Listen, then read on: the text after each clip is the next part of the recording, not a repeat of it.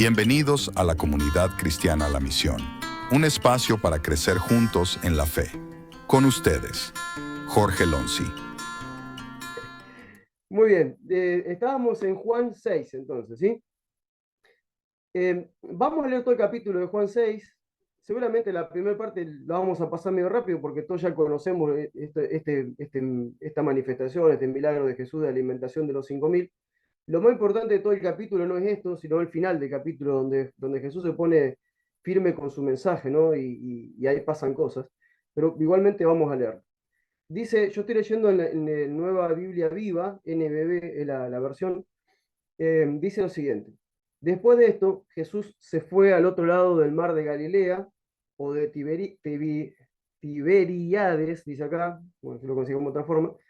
Dice, mucha gente lo seguía porque veían las señales milagrosas que él hacía en los enfermos. Entonces Jesús subió a una colina y se sentó con sus discípulos. Faltaba poco tiempo para la Pascua, la fiesta de los judíos. Cuando Jesús alzó la vista, vio mucha gente que venía hacia él. Entonces le dijo a Felipe, ¿de dónde vamos a comprar pan para tanta gente? Dijo esto para ponerlo a prueba, porque él ya sabía lo que iba a hacer. Siempre Jesús sabe lo que va a hacer. Siempre Jesús nos pone a prueba. Siempre él va a probar nuestra fe, ¿no? Entonces Felipe, obviamente con su mentalidad humana, terrenal, y su sabiduría terrenal, él dice, ni con el salario de 8 meses de trabajo nos alcanzaría para darle un pedazo de pan a tanta gente. Andrés, que era otro de su discípulo y hermano de Simón Pedro, le dijo, aquí hay un muchacho que tiene 5 panes de cebada y 2 pescados, pero ¿qué es esto para tanta gente? O sea que muchos lo describen a Andrés, que Andrés tenía fe y por eso lo trajo el muchacho. No, tampoco tenía fe, porque él dice, lo único que conseguí fue esto, o sea, no sé qué podemos hacer con esto. O sea, tampoco Andrés era un hombre de fe. Y él dice, por lo menos conseguí algo, dice, traje un pan, traje algunos panes acá y 2 pescados, pero bueno, ¿qué será esto para tanta gente? Entonces Jesús le ordenó, dígale a la gente que se siente, allí había mucha hierba, así que todos se sentaron. Solo los hombres eran como 5.000, o sea, esto es lo que está diciendo, que había mujeres y niños. Algunos dicen que la cantidad de gente llegaba a 15 o 20.000 personas, no solamente 5.000. Y dice que, verso 11, Jesús tomó los panes, dio gracia y los fue repartiendo a los que estaban sentados. Luego hizo lo mismo con los pescados y todos comieron cuanto quisieron. Cuando ya todos estuvieron satisfechos, le dijo a sus discípulos, recojan los pedazos que sobraron para que no se desperdicie nada. Ellos lo recogieron y con los pedazos que sobraron de los panes llenaron 12 canastas. Al darse cuenta de la señal milagrosa que Jesús realizó, la gente comenzó a decir, no cabe duda de que este es el profeta que tenía que venir al mundo.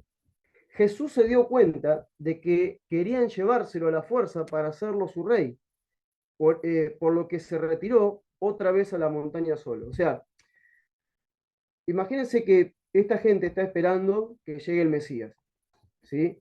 Para ellos el Mesías no era como se estaba presentando. Para el pueblo de Israel el Mesías era un rey que iba a traer de vuelta la gloria del reino de Israel y que iba a expulsar a los invasores como era Roma y demás.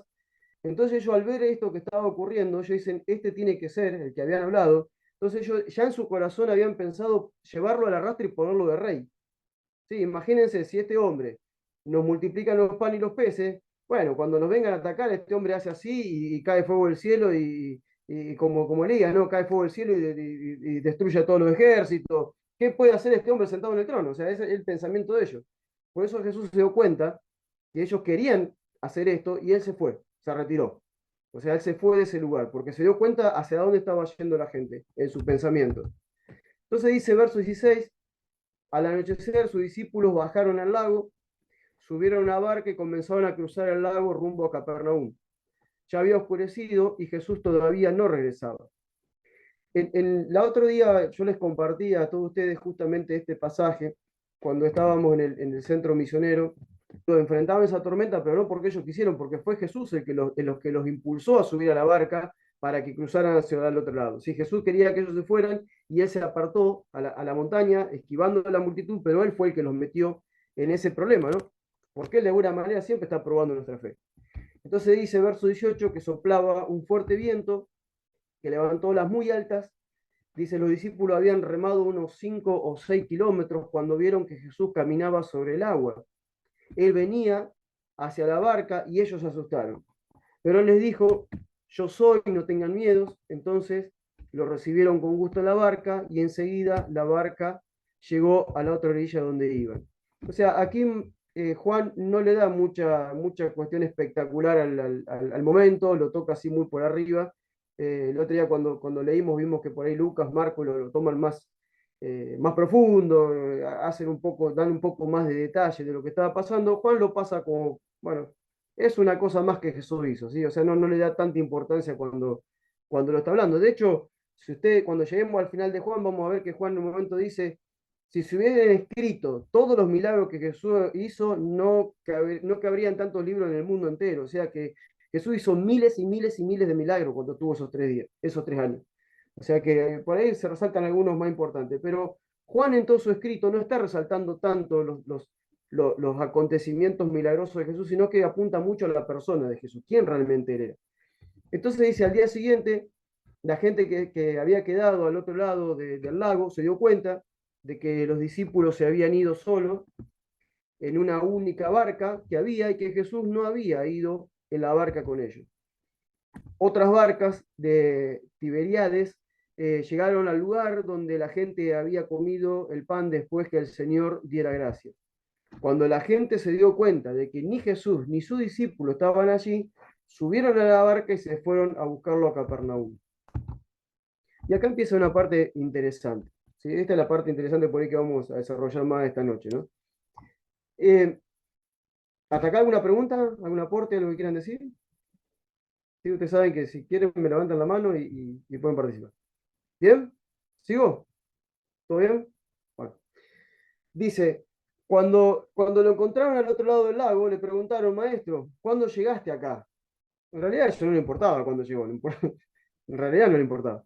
Entonces Jesús le respondió, la verdad es que ustedes me buscan no porque han visto señales milagrosas, sino porque comieron hasta llenarse. No trabajen por la comida que se acaba, trabajen más bien por la comida que permanece y da vida eterna, que es la comida que el Hijo del Hombre les dará. Sobre él ha puesto Dios el Padre su sello de aprobación. Y ahora continúa el diálogo, pero yo quiero que nos enfoquemos en esto. ¿Cuántas veces a lo largo de la historia, y mucho más en este último tiempo, donde el evangelio que se predica no es el verdadero evangelio, que es el evangelio de las vendas mágicas, que es el evangelio de la prosperidad, de los milagros, de las señales, de los prodigios, pero no se habla del verdadero evangelio? Qué tremendo, ¿no? Porque hay toda una generación como esta que se acostumbró en este tiempo, como en aquel tiempo, a tener una relación con Jesús solamente a través de lo que Jesús podía darle. Esta gente lo busca a Jesús, se esfuerza por subirse a un barco, a una barca y cruzar un lago, otros se esfuerzan por ir caminando kilómetros para volver a encontrarlo, pero no por lo que Jesús podía decirle, ni por lo que él era, sino por lo que él daba. Hoy en día hay gente que hace lo mismo. Hay gente que son capaces de hacer cualquier cosa con tal de ir a algún lugar donde le digan las cosas que ellos quieren escuchar. Que le digan cosas lindas, que Dios va a hacer estas maravillas con tu vida, Dios va a cambiar tu vida, Dios te va a dar sanidad, Dios va a hacer esto, Dios va a hacer aquello, Dios va a hacer lo otro. Y de repente estamos diciendo que Dios va a hacer cosas que Él no dijo que iba a hacer. Entonces vemos una generación que no está buscando a Jesús equivocadamente. Y Jesús inmediatamente se levanta y trata de ubicarlos en cómo debe ser la relación con ellos. Por eso, vuelvo a insistir, como decía antes que empezáramos a grabar, el gran problema que tenemos como generación en la iglesia de Jesucristo es que no se ha discipulado. El discipulado brilla por su ausencia. Nos hemos enfocado en cualquier cosa menos en discipular, menos en tomar las palabras de Jesucristo y llevárselas a las personas para que se midan con esas personas, con esas palabras y vean dónde están parados. Porque el Señor nos llamó a ser discípulos de Él, no creyentes. Creyentes hay por todos lados. Creyente hay en la iglesia católica, creyente hay en la iglesia adventista, creyente hay en la iglesia evangélica en todas sus ramas, creyente hay por todos lados, pero no hay discípulos, hay muy pocos discípulos. El creyente lo va a buscar a Jesús, como siempre digo, por lo que él da, pero el discípulo lo va a buscar a Jesús por lo que él es. Son dos cosas diferentes. El discípulo va a buscar de Jesús todo lo que necesita. Perdón, el creyente va a buscar de Jesús todo lo que necesita. El discípulo lo va a buscar a Jesús para decirle, acá está mi vida, haz lo que quieras conmigo. Estoy dispuesto a morir, a pasar los procesos que tenga que pasar para madurar, para que vos puedas usar mi vida para tu gloria.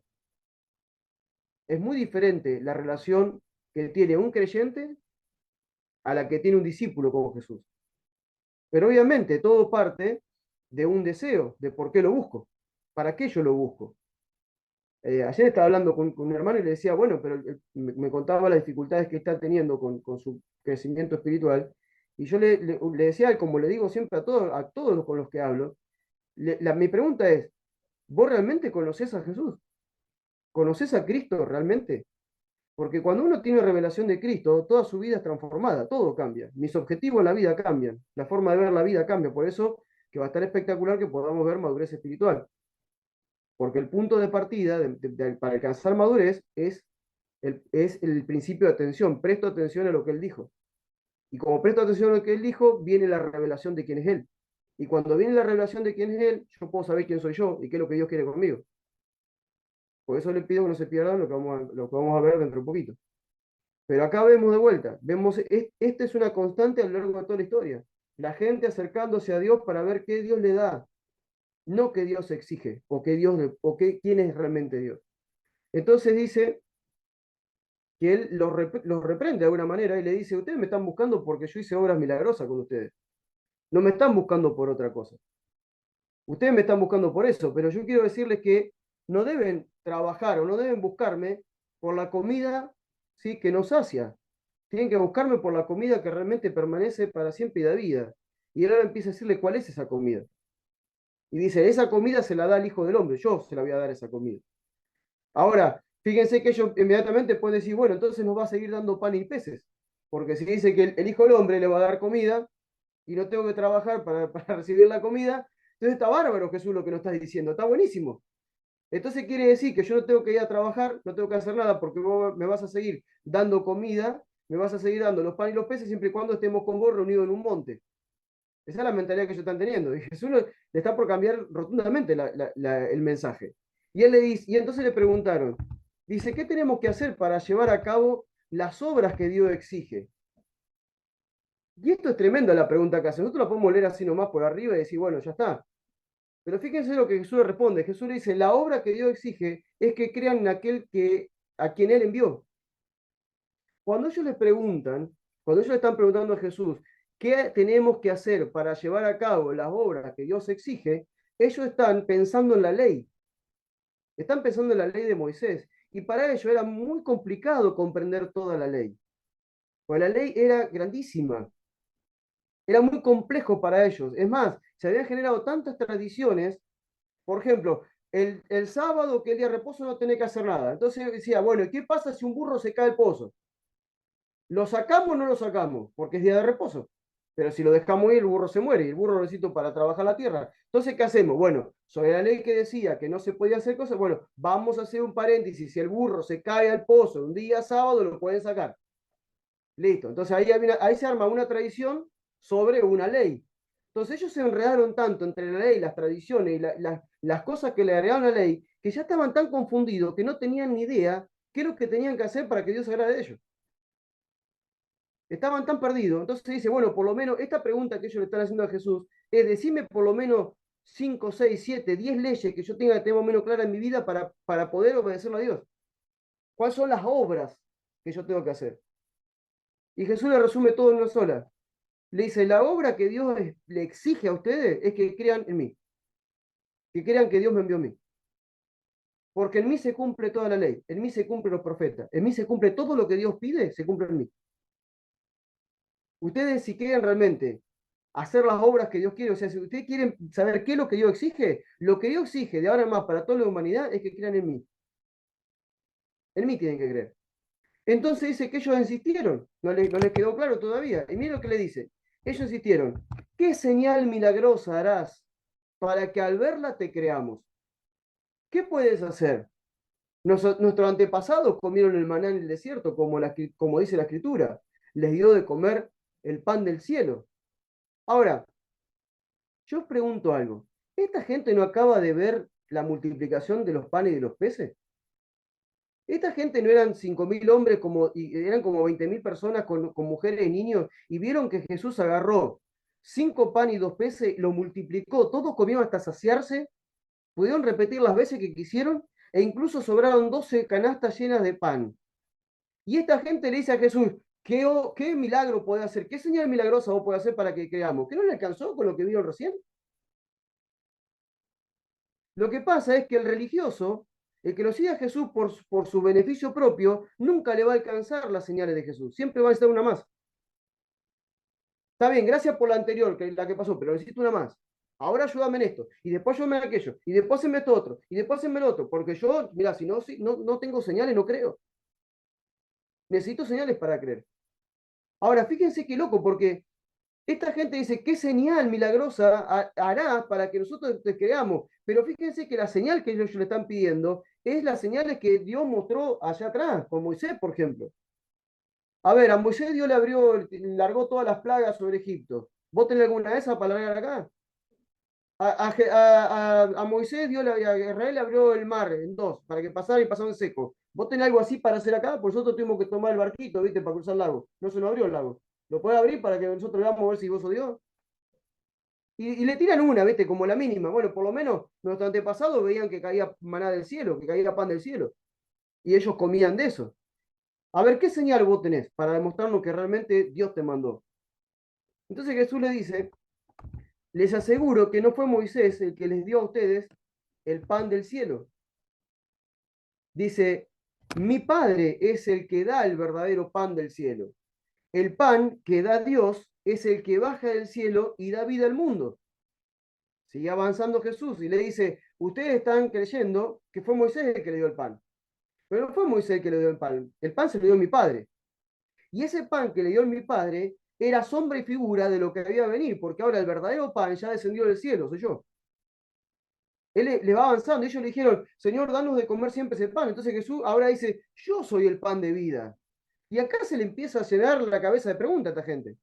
Acá esta gente ya no sabe para dónde agarrar, los descoloca todos. Porque dice, pará, yo te estoy hablando del maná. Mis antepasados nos contaron y está escrito, está registrado en crónicas y en todos lados. Nos han predicado de eso, que cuando el pueblo de Israel cruzó el desierto y caminó 40 días, todos los días caía el maná del cielo. Moisés le pegaba a la peña, tocaba la peña y salía agua. Nos cuentan milagros tremendos. Y ahora vos venís a decirnos que sí, que Dios, que no fue Moisés, sino que fue Dios el que le dio el pan. Perfecto. Queremos que nos diga, bueno, ¿cuál es ese pan de vida? Y ahora nos decís que vos sos el pan de vida. ¿Cómo? Si eso era un pan, vos sos una persona. Sos un ser humano. ¿Qué tenemos que comerte a vos? Fíjense cómo él ya empieza a hablar ahora en términos espirituales y ellos no lo entienden porque jamás un religioso va a entender cuando le hablamos en términos espirituales. Un religioso que solamente lo busca a Jesús por lo que Jesús da, nunca va a entender el lenguaje espiritual de Jesús, no lo va a entender. Por eso necesitamos disipular a las personas. El creyente que vive de culto en culto, de reunión en reunión, no madura jamás su vida. Y va a necesitar siempre que le sigan dando leche espiritual. No le puede dar más que eso. Porque si le das carne espiritual se atraganta. Y se atraganta y hasta se ofenden con vos y se van. Porque es muy dura la palabra que estás tirando. No, el discipulado es así. Y fíjense lo que dice. Vamos a avanzar. Dice, yo soy el pan que da vida. El que viene a mí no volverá a tener hambre. Y el que cree en mí no volverá a tener sed. Otra vez Jesús hablándole ahora a los judíos lo mismo que le dijo a la samaritana. Si bebe de esta agua jamás tendrá sed. Otra vez Jesús está hablando de cuestiones espirituales. Está hablando de lo que Él viene a darnos, que Él realmente nos viene a dar una vida. Y lo que Él nos viene a dar es una transformación interior, no exterior. Nosotros nos acercamos a Dios para ver exteriormente a nosotros qué es lo que cambia de nuestra vida, pero Él no viene a cambiarnos nuestro exterior, Él viene a cambiar nuestro interior. No, hermano, si Dios no te prospera, entonces vos estás equivocado, vos estás fuera de Dios. Entonces, ¿qué pasa con la gente, por ejemplo, que está en lugares de persecución hoy en día que no tienen ni para comer? Yo estuve en África con gente que no tenía para comer y alababan a Dios con un gozo tremendo porque se habían encontrado con Cristo. No tenían para comer. Comían una comida al día que era un plato de arroz, arroz blanco con un poco ahí de mandioca al lado, nada más. No tenían más nada que eso. Y eran felices. Nosotros, si Dios no nos da el dinero para ir al cine o para ir a pasear o para pagar el alquiler, lo que sea, ya estamos mal con Dios. Ah, ¿será que Dios no me ama a mí? ¿Será que Dios? Claro, porque no tenemos revelación de quién es Dios. Pensamos que Dios vino a arreglarnos toda la vida exterior. Él no vino a arreglarnos la vida exterior. Dios quiere glorificarse en tu vida, seas pobre o seas rico, no le importa tu condición. Dios quiere glorificarse en tu vida, estés enfermo o estés sano, no le importa eso. Porque vos tal vez Dios se glorifica a través de tu vida sanándote y la gente dice, gloria a Dios, Dios te sanó. Pero también Dios se glorifica a través de tu enfermedad cuando la gente ve que en tu enfermedad que se extiende por años, vos seguís firme amando a Dios. Eso también ministra. Y Dios se glorifica a través de tu vida a través de eso. Nosotros buscamos a Dios para que Dios nos resuelva los problemas humanos, terrenales y temporales. Pero Él vino a resolver un problema eterno en nosotros. Él vino a poner eternidad en nosotros y a transformar nuestra vida. Él habla en un lenguaje que yo no puedo entender si es que no conecto realmente con la fuente de donde se emite ese mensaje que es el mismo Cristo. Por eso que el gran problema que tenemos hoy en día, y lo vamos viendo hace años, cada vez que se acercan personas que dicen, bueno, yo quiero todo esto que están hablando ustedes, queremos avanzar en esto, y todas las cosas que siempre dicen, el mayor de los problemas que encontramos es la tradición religiosa. La tradición religiosa que entrenó a la gente a estar todo el tiempo esperando con las manitas así para arriba a ver qué Dios le da. Y si Dios no me da, algo más lo estaré haciendo para que Dios no me dé. No siempre, tal vez Dios te prueba.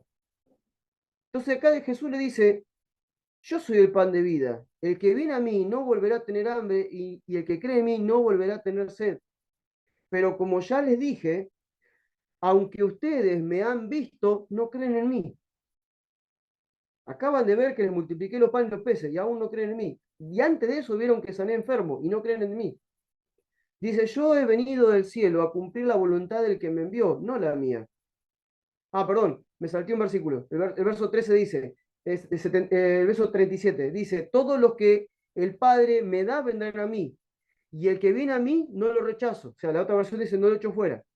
Yo he venido del cielo a cumplir la voluntad del que me envió y no la mía. Esta es la voluntad del que me envió, que no pierda ninguno de los que él me ha dado, sino que los resucite en el día final. Porque mi Padre quiere que todo el que reconozca al Hijo y crea en Él tenga vida eterna y yo resucite en el día final. Entonces fíjense cuál fue la reacción de Él. Que si nosotros hubiéramos estado ahí, hermano, tal vez hubiese sido la misma. Yo no juzgo a esta gente. Miren lo que decían ellos. Entonces los judíos dicen, y empezaron a murmurar contra Jesús y decían esto, dice, porque Él dijo, yo soy el pan que bajó del cielo. Y decían, ¿no es este Jesús, el hijo de José? Nosotros conocemos a su padre y a su madre. ¿Cómo que se atreve a decir que bajó del cielo? Fíjense el problema que le generó a esta gente. Porque esta gente conocía a su padre y a su madre. De hecho, ellos y se están preguntando, pero ¿cómo me va a decir este hombre que ahora, supuestamente el Mesías, lo vimos durante 30 años trabajando en la carpintería con su padre José? Durante 30 años nunca hizo un milagro, nunca declaró ser nada, nunca dijo que era nada y de repente, de un día para otro, este hombre sale a decir que es el Cristo, que es el Hijo de Dios, que bajó del cielo. O sea, es muy loco. Usted piense, usted crea en eso. Pónganse en el lado de los judíos en ese momento. ¿Qué hubiésemos hecho nosotros en ese momento? Porque nosotros hoy tenemos ya toda una religión enlatada que nos llega así como una lata, la abrimos y comemos de eso. Y bueno, ya lo creemos. Bueno, sí, es Jesús, el Hijo de Dios, caminó a la tierra, sí, lo creo, ya está, listo. Pero para esta gente que lo vio nacer, que lo vio ser un niño jugando por ahí, por Capernaum, por la ciudad de él, que lo vio crecer y que lo vio trabajar con su padre, de repente el hombre de un día para otro cambia rumbo y se va 40 días al desierto, desaparece de todo el mundo, después vuelve del desierto lleno del Espíritu Santo y a partir de ahí empieza a decir, arrepiéntanse porque el reino se ha acercado y yo bajé del cielo. La gente dice, este tipo está loco, ¿qué le pasó en el desierto? La falta de comida lo volvió loco. Miren las cosas que está diciendo, las barbaridades que está diciendo. Pero empiezan a ocurrir milagros, empiezan a ocurrir señales. Y aún así, con las señales y los milagros, ellos no creen. Ellos están confundidos. Por un lado quieren seguirlo porque ven que hay milagros y señales, ven el poder de Dios en la vida de esta persona, digo esta persona, por nosotros es Cristo, pero para ellos era un hombre más, ven el poder de Dios manifestándose en su vida, empiezan a dudar a ver si este era el Cristo realmente que había de venir, pero empiezan a recorrer para atrás y dicen, no podría ser, porque el Cristo, ¿cómo van a ser de nación? Entonces quieren ver su genealogía, a ver si de dónde viene, si realmente puede ser o no puede ser. O sea, se arman todo un mambo y de repente, bueno, se acercan a él para ver si pueden avanzar y Jesús le sale con esta palabra que, hermano, es como si vos venís tomando leche, nunca en tu vida masticaste carne y te dan un pedazo de carne así entero para tragarlo sin masticar. O sea, es muy fuerte lo que le está diciendo. Entonces ellos empiezan a murmurar y miren lo que dice Jesús. Aparte, él le dice claramente, yo vine desde el cielo, yo no vine a hacer mi voluntad, vine a hacer la voluntad de mi Padre. ¿Por qué? Porque yo estaba con el Padre en el cielo y el Padre me hizo venir a la tierra para hacer su voluntad. O sea, para nosotros esto lo creemos, es maravilloso, que decimos gloria a Dios, Señor, gracias por haber dejado tu trono, por haber venido a la tierra, por habernos hablado, por habernos traído la voluntad del Padre, gloria a Dios, yo lo creo porque lo leo, pero una cosa es leerlo ahora, después de 2000 años, y otra cosa es estar al lado de él parado, escuchando decirlo. No fue fácil para esta gente creer esto. Entonces él dice, Jesús le respondió, dice, dejen de murmurar, nadie puede venir a mí si el Padre que me envió no lo trae, y yo lo resucitaré al día final. Sigue hablando de que él tiene el poder de la resurrección. Dice, en los profetas está escrito, ahora le recita a los profetas, Dios le enseñará a todos, así que todos los que escuchan al Padre y aprenden de él vienen a mí. Primero se compara con Moisés. Dice, bueno, ustedes vieron Moisés le tiró el pan del cielo. Buenísimo. Bueno, yo soy más que Moisés, yo soy el pan que desciende del cielo. El Padre me envió. Ahora le recita al profeta y le está diciendo, ¿se acuerdan que los profetas dijo que Dios le enseñará todo? Bueno, ¿cómo le enseña a Dios? Dios le va a enseñar, ¿sí? Porque si ustedes escuchan al Padre y escucharon a ver al Padre por los profetas, entonces van a venir a mí, porque los profetas hablaron de mí. Y dice, le aseguro que el que cree, o sea, en él obviamente, tiene vida eterna. Y vuelvo a repetir, yo soy el pan de vida. Los antepasados de ustedes comieron el maná en el desierto y aún así murieron. Pero yo soy el pan que baja del cielo. El que come de él no muere. Yo soy el pan vivo que bajó del cielo. El que coma de este pan vivirá para siempre. Y acá es donde sube la vara allá arriba y dice, y este pan es mi carne, que daré para que el mundo viva. Ya ahora subió a un nivel escandaloso su declaración, ya es escandaloso lo que está diciendo. Para una mentalidad judía es extremadamente escandaloso. Si nosotros no entendiéramos este mensaje, para nosotros también sería escandaloso. Hoy en día, después de 2000 años, sería escandaloso. ¿Cómo que un hombre me va a dar el pan de vida que realmente a mí me va a hacer vivir y no voy a tener nunca más hambre y ahora me dice que ese pan es comer su sangre? ¿Qué me tengo que convertir en caníbal? ¿Me tengo que comer un hombre? ¿De qué me está hablando? ¿Está loco este hombre? ¿Qué le pasó? Claro, pero Jesús está todo el tiempo hablando en términos espirituales. Nosotros no podemos entender las palabras de Jesús desde un ámbito natural. Por eso cuando nosotros nos acercamos a la escritura y empezamos a leer las declaraciones de Jesús, es imposible que nosotros podamos entender claramente las declaraciones de Jesús si el Espíritu no nos hace entenderlo desde otro ambiente, desde el ambiente del Espíritu, no desde la carne. Vos podés estudiar la escritura de punta a punta, agarrar la palabra, hacerte la exégesis de qué está diciendo Jesús, y la exégesis seguramente va a ir a un comentario bíblico, alguien que te va a querer hacer entender un poco mejor lo que estás viendo, te metes en un instituto teológico, le das vuelta para allá, para acá y todo, pero cuando terminaste de ver todo eso, te puedes haber quedado sin ningún tipo de información clara y precisa de lo que Jesús está queriendo decir, porque es solamente por revelación que lo van a entender. El Espíritu te va a hacer entender lo que él está diciendo porque él está hablando en términos espirituales, no naturales. ¿Ustedes saben que una persona sin ser cristiana puede iniciar un instituto bíblico, después de 3 años terminar el instituto bíblico y aún no ser cristiano? ¿Y tener el bachillerato en formación teológica y no ser cristiano? Hay muchos agnósticos que lo hacen para conocer la Biblia nada más, para saber qué dice la Biblia. Obviamente que muchos en el transcurso se convierten, porque al encontrarse con la escritura se convierten, pero muchos no. ¿Por qué un instituto bíblico a mí no me cambia la vida? Porque lo que me cambia la vida realmente es entender lo que Jesús dijo por el Espíritu, porque Jesús mismo dijo, y el Espíritu le recordará las cosas que yo hablé. El Espíritu le enseñará todas las cosas. Es el Espíritu el que te abre la Escritura. Entonces dice acá, verso 52. Entonces los judíos se pusieron a discutir entre ellos, diciendo, ¿cómo puede este darnos a comer su carne? ¿Qué? Se volvió loco ahora. Hasta recién, bueno, por ahí decíamos, bueno, él dice en forma figurada que es el pan que vino del cielo, bueno, lo podemos digerir por ahí. Está bien, vamos a dejarlo, vamos a tratar de entender qué está diciendo. Pero ahora saltó de que ese pan es su carne, que lo vamos a tener que comer a él. Ellos dicen, cómo que este hombre va a darnos a comer su carne? Y Jesús le dijo, les aseguro, ya es una cuestión, ¿es esto es así o no hay otra cosa? Y le dice, le aseguro que si no comen la carne del Hijo del Hombre y no beben su sangre, wow, le subió más todavía. Si no comen la carne del Hijo del Hombre y no beben su sangre, no tienen realmente vida.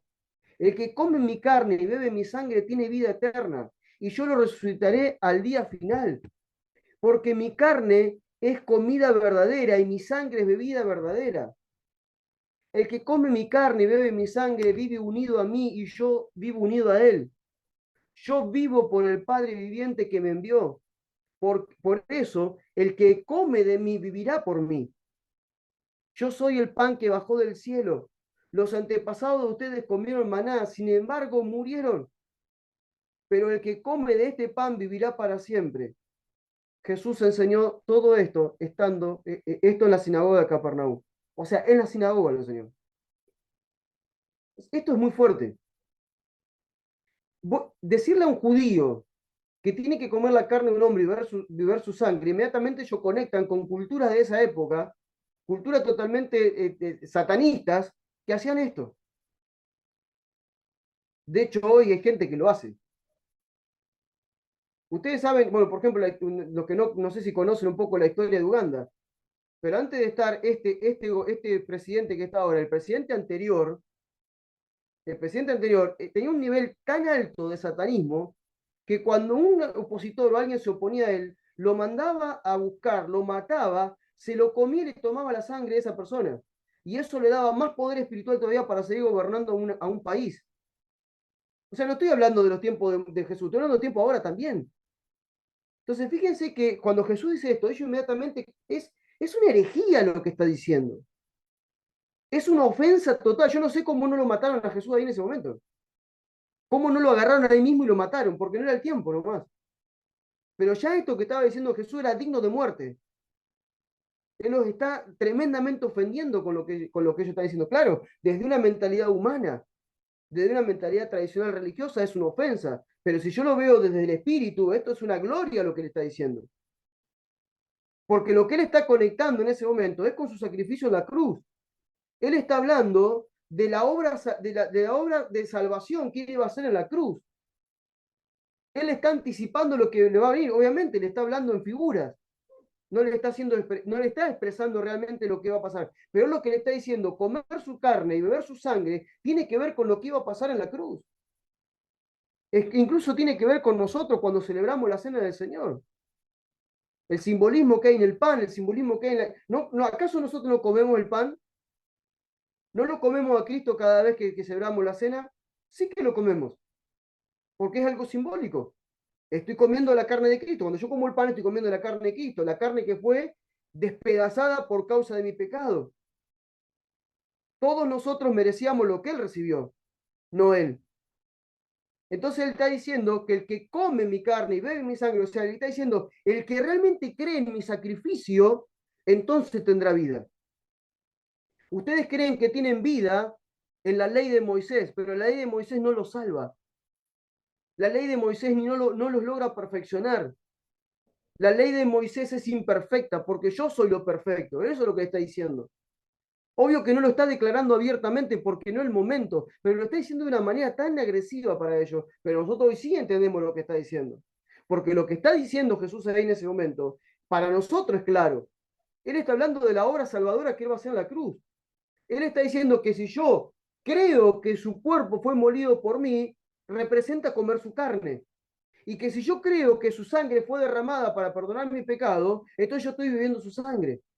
De eso él está hablando en este momento. Lo está hablando de forma simbólica. Obviamente yo no lo puedo entender, para ellos es una ofensa tremenda. Y es más, ni siquiera lo está diciendo abiertamente, se lo está diciendo dentro de una sinagoga, peor todavía.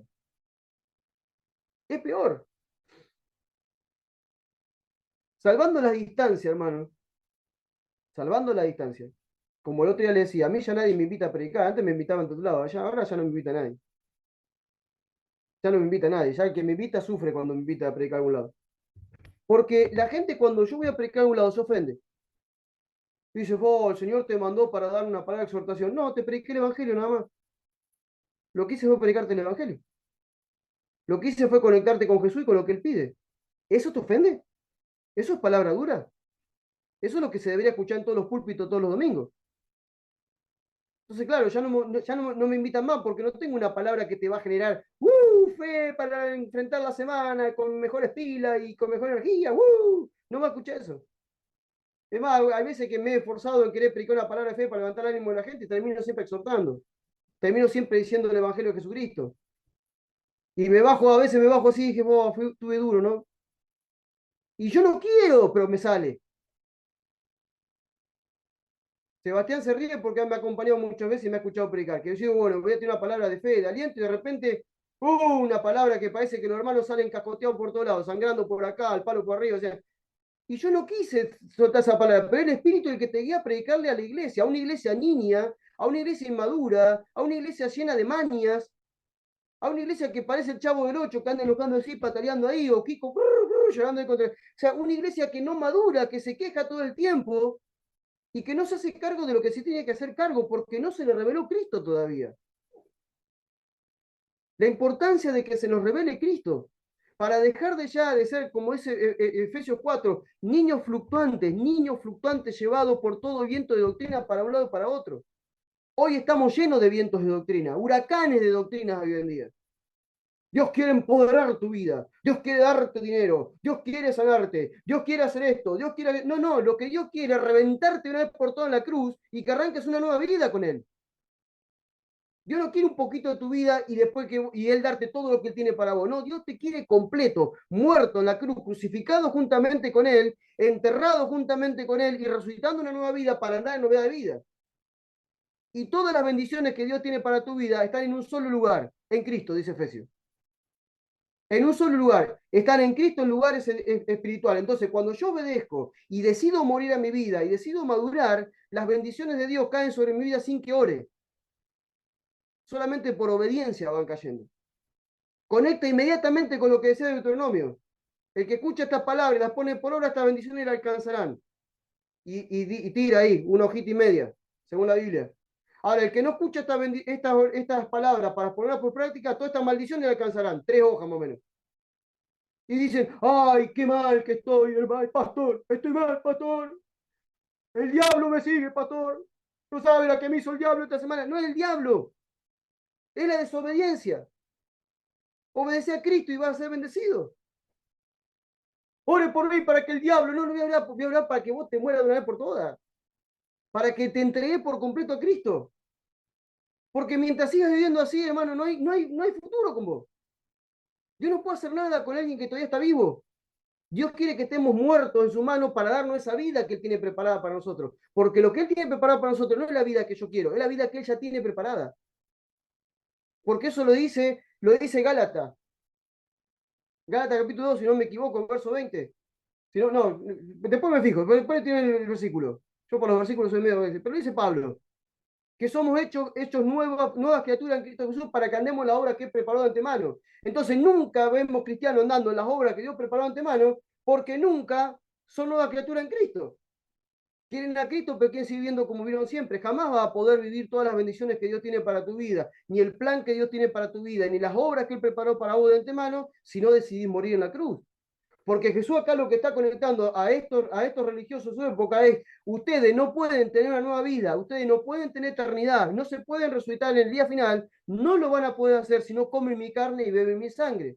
Y eso significa que se identifiquen con mi muerte y con mi sepultura y con mi resurrección.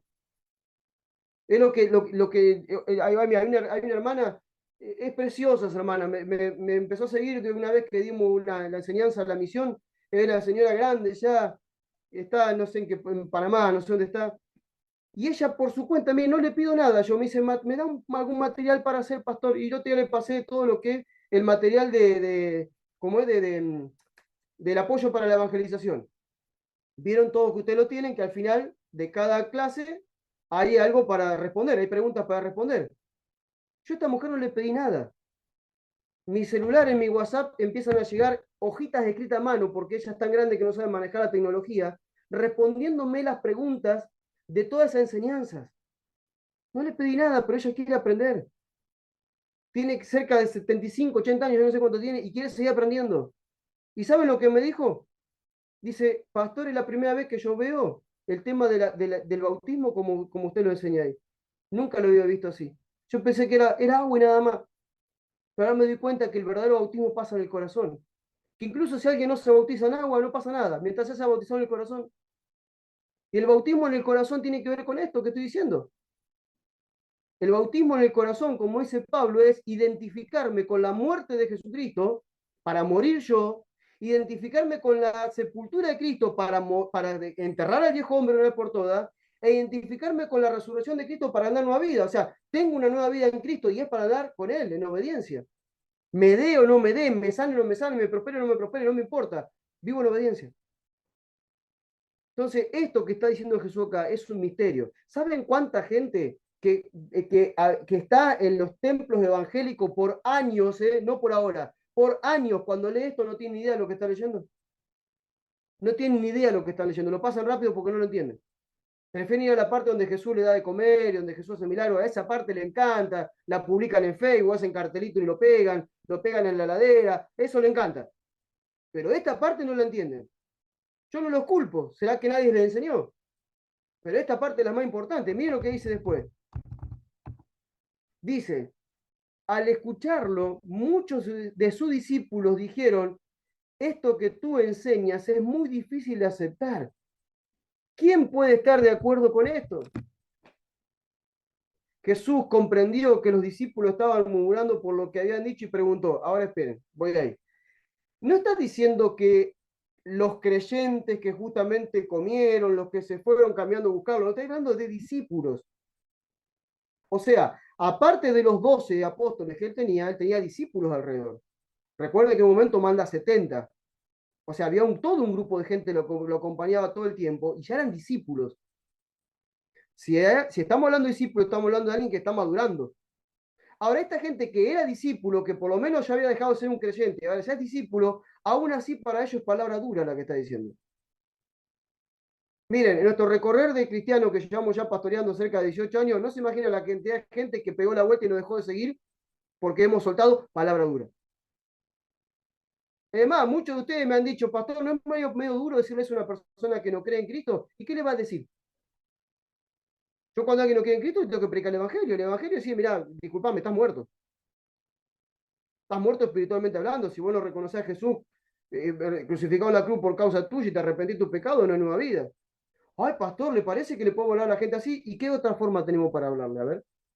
Venga, mi amorcito, a ver, hoy deje de llorar, pobrecito, está llorando, venga, que Jesucito le va a sacar toda la tristeza que usted tiene. Sí, pues se va al infierno, porque no le predicaste el señorío de Cristo, no le hablaste de la cruz, no le dijiste que es un pecador, por eso está viviendo así. Ah, palabra dura dice esta, no, no, el evangelio es ese. El evangelio es eso, hermano. El evangelio no es una aspirina para que te tomes para calmarte el dolor del cáncer. No, el evangelio es un bisturí que te abre la cabeza y te saca el tumor de la cabeza. Punto. Eso es el evangelio. Vamos al grano, punto. En este tiempo estoy siendo más directo todavía a la hora de explicar el evangelio con alguien que no conoce. Recién hablábamos con Luciano ahí. Si me llega a empezar a hablar alguien de Dios, yo lo primero que le pregunto, le digo, ¿y quién es Jesús para vos? La misma pregunta que Jesús le hizo a los discípulos, yo le hago a la gente, ¿y Jesús quién es para vos? ¿Vos creés en Jesús? Y hermano, si esa persona me dice, sí, creo en Jesús y es tal cosa, que se agarre porque, mira, de ahí tiene que salir, pero seguramente aceptando a Cristo. porque no le doy más vuelta. Hermano, pregúntenle a la gente quién es Jesús para ellos y de ahí arranquen. No, porque sabe que nosotros somos cristianos, pero antes nos reunimos en un templo, ahora ya no nos reunimos en un templo, la pasamos lindo juntos, comiendo juntos, y después no tenemos que preguntar a la gente qué hacemos, si eso no lo va a salvar. No, te voy a contar mi testimonio, porque cuando Dios entró a mi vida, no sabés las cosas que pasaron. Tu testimonio no salva a nadie, el testimonio de Cristo que salva. O sea, hablemosle de Cristo a la gente. ¿Quién es Jesús para vos? ¿Quién es Jesús para vos? ¿Crees en Jesús? Miren, si esa persona cree en Jesús, lo máximo que te puede llegar a decir es el Salvador de mi vida. Ok, perfecto, pero antes de Salvador tiene que ser tu Señor. ¿Qué es el señorío de Cristo? Y ahí vamos metiendo, hermano, tenemos que ser más audaces. Tenemos que predicar el Evangelio tal cual es, porque a veces tal vez tengas una única oportunidad de hablarle a esa persona, tal vez no lo encuentres más después. Dice, muchos de los discípulos se volvieron atrás. Y fíjense lo que dice ellos. Dice, esto que tú enseñas es muy difícil de aceptar. ¿Quién puede estar de acuerdo con esto? ¿Quién puede soportar esto que vos estás diciendo? Y Jesús comprendió que los discípulos estaban murmurando. Siempre fíjense que primero los que murmuraban eran los judíos. Los creyentes murmurando en contra de lo que Jesús dijo. Ahora los discípulos murmurando en contra de lo que Jesús dijo. Siempre que haya una persona que no sea alguien que esté realmente entregado y rendido a la voluntad de Cristo, algo va a murmurar del Señor. Ay, ¿cómo es que Dios me hace pasar por esto? Mira, que Dios no tiene cuidado de mí. Mira, siempre va a murmurar de él, siempre. Y entonces Jesús le dice, ¿esto le ofende? Sabía que le ofendía. Dice, ¿esto le ofende? ¿Qué pasaría si vieran al Hijo del Hombre subir a donde estaba antes? Ya, porque ustedes no me creen que yo bajé del cielo porque bajé como un bebé y crecí como un bebé y salí de la panza de una mujer y hice todo el recorrido que hace un bebé. Por ahí me vieron ahí cuando hice unos líos cuando tenía 12 años en el templo, pero una entradita nomás para que vean quién era. Pero ustedes no se dan cuenta que yo... Ahora, ¿qué pasaría si ustedes me ven que me llevan de vuelta para arriba y me voy con el Señor? Me voy con el Padre. ¿Qué pasaría? Y dice, el Espíritu es el que da vida. La carne no vale para nada. Las palabras que yo le he dicho son espíritu y vida. Pero todavía hay algunos de ustedes que no me creen. Repito, para que les quede claro, por ahí cuando yo digo esto ahora, les queda claro lo que el apóstol Pablo enseñaba a Romanos, cuando él hablaba de la carne y del espíritu. Él dice, el espíritu es el que da vida, la carne no vale para nada. Las palabras que yo les he dicho son vida y espíritu. ¿De qué está hablando Jesús? Porque le está hablando a los judíos. Él le dice, lo que ustedes comieron hasta ahora, la ley que es espiritual y todo es carne para ustedes. Ustedes comieron carne. Ustedes todavía no comieron del espíritu. Ustedes comieron letra. Es lo que el apóstol Pablo dice. Él dice la letra, la carne, tiene todo que ver con la ley. Ustedes comieron carne, ustedes comieron letra, ustedes comieron cosas que están escritas, pero no comieron del espíritu. Porque por más que lean y lean y lean y lean y se lo graben de memoria, no lo pueden vivir, no lo pueden experimentar. Ahora, yo le estoy hablando palabras que son palabras de vida. Las palabras que yo le he dicho son espíritu y vida. Por eso es que Jesús le dice a Nicodemo, como vimos anteriormente, que necesitaban hacer de nuevo. ¿De qué? Del agua y del espíritu. Necesitaban hacer del espíritu porque estaba cargado de palabra, cargado de la Torá, cargado de los profetas, cargado de los salmos, cargado de todo, pero aún así no entraba al reino. ¿Cuánta gente evangélica que se jacta de conocer la escritura de punta a punta no entra al reino? Pero ¿cómo, pastor, no entra al reino? Porque no se reveló Cristo. Saben más de Moisés, saben más de David, saben más de Josué, saben todo el antiguo pacto, pero no tienen ni idea de Jesucristo, ni tienen ni idea del pacto que vivimos. Vos le preguntás a la gente hoy que se sabe toda la escritura, que se estudió toda la teología, decime, hablame del nuevo pacto, ¿cuál es el nuevo pacto en Cristo? No te lo saben explicar muchas veces. O te lo explican de lo teórico, pero no lo viven. Te lo explico así, porque el nuevo pacto en Cristo, el Señor comenzó un nuevo pacto, conectó con el pacto que le hizo Abraham y empezamos, sí, bárbaro, buenísimo. Ajá, ¿y cómo lo vivís? ¿Cómo lo experimentás en tu vida el nuevo pacto? Ay, bueno, hermano, yo toda la mañana cuando me levanto me leo un salmo para levantarme el ánimo. No, yo no entendiste en qué pacto viví entonces. Si necesitas un salmo para levantarte el ánimo, si necesitas un salmo para que te toque las emociones, si necesitas un salmo para desarrollar fe, hermano, todavía no se te reveló Cristo. Porque a mí cuando se me revela Cristo no necesito más nada de la escritura, ya tengo a Cristo. No necesito un salmo para levantarme el ánimo. ¿Por qué? Porque en Cristo lo tengo todo. Todo lo tengo en Él. Lo único que a mí me desata la bendición de Dios no es un salmo que me genera fe. A mí lo que me desata la bendición de Dios es mi fe en Cristo y obedecer lo que Él dijo. Y eso me garantiza, me da la garantía Dios de que Él va a manifestarse. Pero claro, cuando no se me revela Cristo, todavía necesito cosas de la Escritura. ¿Está mal hacerlo? No, está bien. Si lo necesitas, está bien, no hay ningún problema. Pero digo, hay un nivel mayor de madurez al que tenemos que acceder. Y se accede por el Espíritu. No lo entendemos desde de lo natural. Por el Espíritu lo vamos a entender. Porque Jesús dijo, a ustedes les conviene que yo me vaya, porque si yo no me voy, no puede venir el Espíritu. Y si no viene el Espíritu, ustedes no van a entender nada. Lo vamos a ver cuando lleguemos a Juan 14 y cuando lleguemos a Juan 16. Dice, pero algunos de ustedes no me creen o no creen. Es que Jesús sabía desde el principio quiénes eran los que no creían y quiénes lo traicionarían. Por eso dijo, a eso me refería cuando les dije que nadie puede venir a mí a menos que el Padre se lo permita. Desde ese momento muchos de sus discípulos lo abandonaron. Lo abandonaron. Usted nunca escuchó a esa gente que decía, yo estaba tan enamorada de Cristo, pero en un momento me fui. Me fui al mundo. Dejé a Cristo y me fui al mundo. Nunca estuviste en Cristo si te fuiste al mundo. Jamás estuviste en Cristo. No tenés ni idea quién es Cristo si te fuiste al mundo. Si el mundo te atrapó y volviste para atrás es porque vos experimentaste una religión. Nunca lo experimentaste a Cristo. El que experimenta a Cristo no tiene nada que ver con el mundo. Pablo decía, el mundo me ha crucificado a mí, como yo estoy crucificado al mundo. O sea, no tengo nada del mundo en mí. No hay nada en el mundo que me pueda sacar de Cristo. ¿Por qué? Porque ya lo vi a Él. Porque empiezo a entender todas las parábolas que enseña cuando habla del reino. El hombre que encontró la perla fue, vendió todo lo que tenía y compró la perla. El hombre que encontró un tesoro en un campo fue todo lo que vendía. O sea, hay un cambio. Ya no me interesa nada de lo que tenía antes. Quiero esto que es de valor. Cuando Cristo se nos revela el todo de lo que Dios puede darnos. Entonces jamás volvemos atrás. Jamás. Es más, aquel que alguna vez tuvo y se fue al mundo, como dicen, es más, ni siquiera se salvó todavía. Habría que predicarle el evangelio de cero. No tiene ni idea del evangelio todavía. Vaya a saber qué evangelio recibió para que ande así. Eso lo enseñó una vez con Colosenses. De la manera en que recibieron al Señor, anden en Él, arraigados en Cristo, sobreedificados en Él, con acciones de gracia. Entonces, cuando yo lo veo un cristiano que no está arraigado en la enseñanza de Jesucristo, no está edificando su vida en la enseñanza de Jesucristo, y en vez de andar en acción de gracia, anda todo el tiempo en desgracia y quejándose por todo, entonces yo digo, bueno, ¿cuál es la causa de esto? Bueno, vamos, de la manera que recibió al Señor. ¿Cómo recibiste al Señor? Porque si recibiste al Señor como lo debes recibir, estás todo el tiempo arraigado en Cristo, estás edificando tu vida en Cristo y estás viviendo con acción de gracia. Porque son los frutos de qué? De cómo recibiste el Evangelio. ¿Cómo recibiste al Señor? Esa es la pregunta que nos tenemos que hacer. Por eso dije hace ya 6 años atrás, por lo menos lo dije, busquen por ahí que está, hay una anotación ahí, que hay un post mío que hay un botón grandote así que dice reset, y digo, a la iglesia hay que resetearla.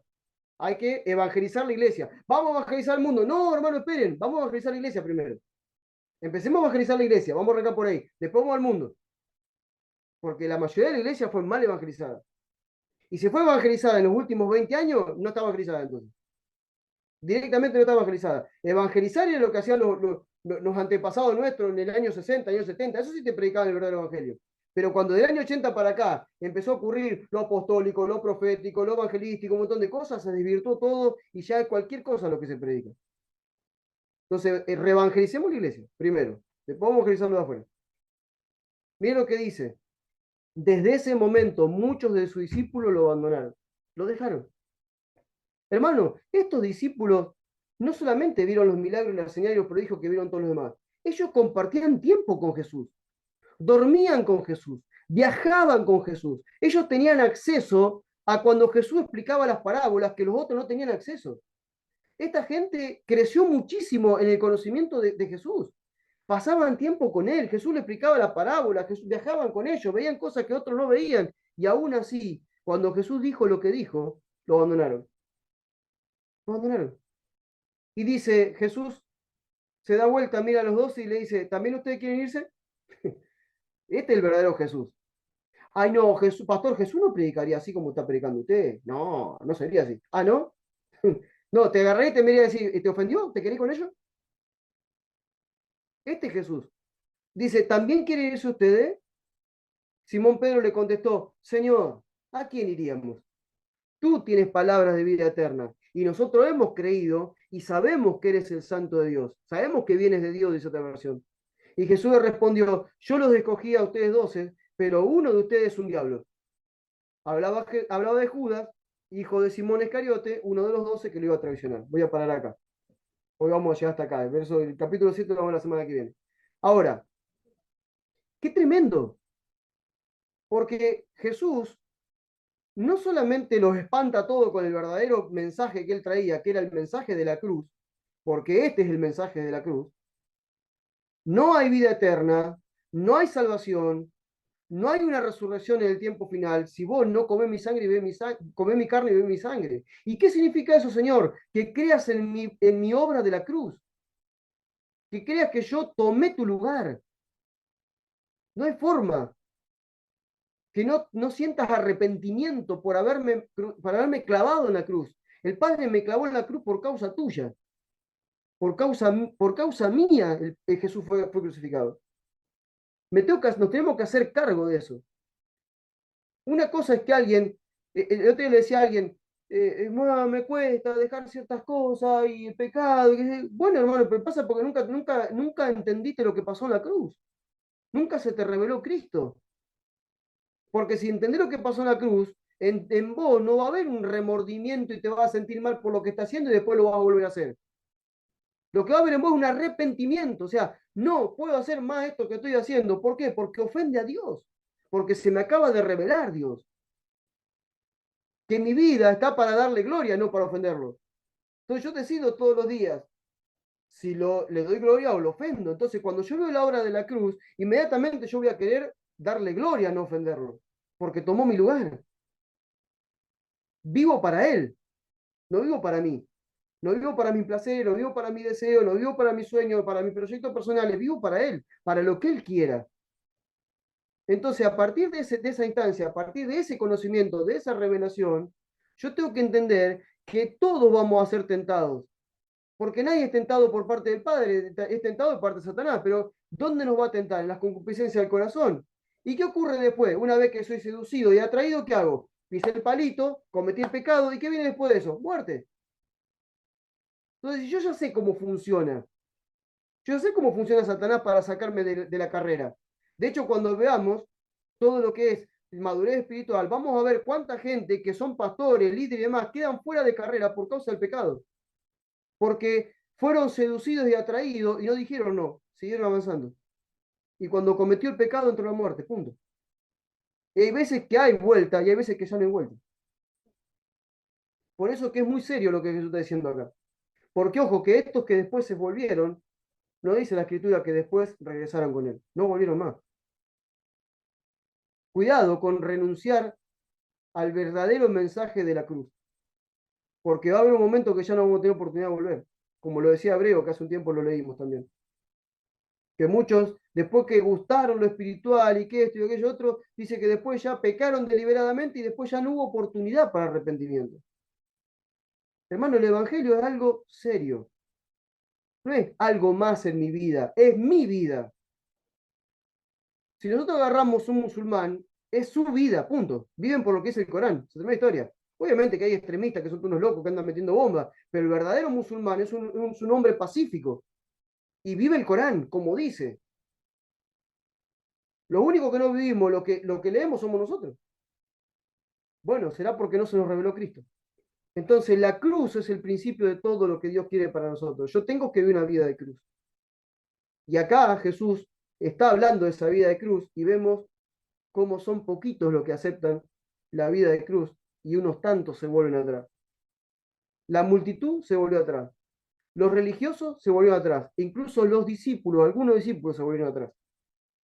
Y los que permanecieron, los que avanzaron y siguieron y creyeron realmente en su mensaje, a todos les fue maravilloso, hermano.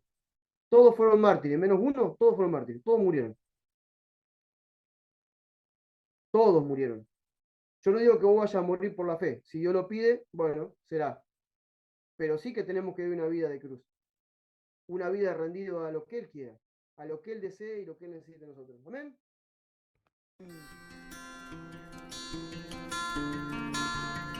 Muchas gracias por haber compartido este tiempo con nosotros. Esperamos que haya sido de mucha luz para tu entendimiento. Visita nuestro sitio web, lamision.online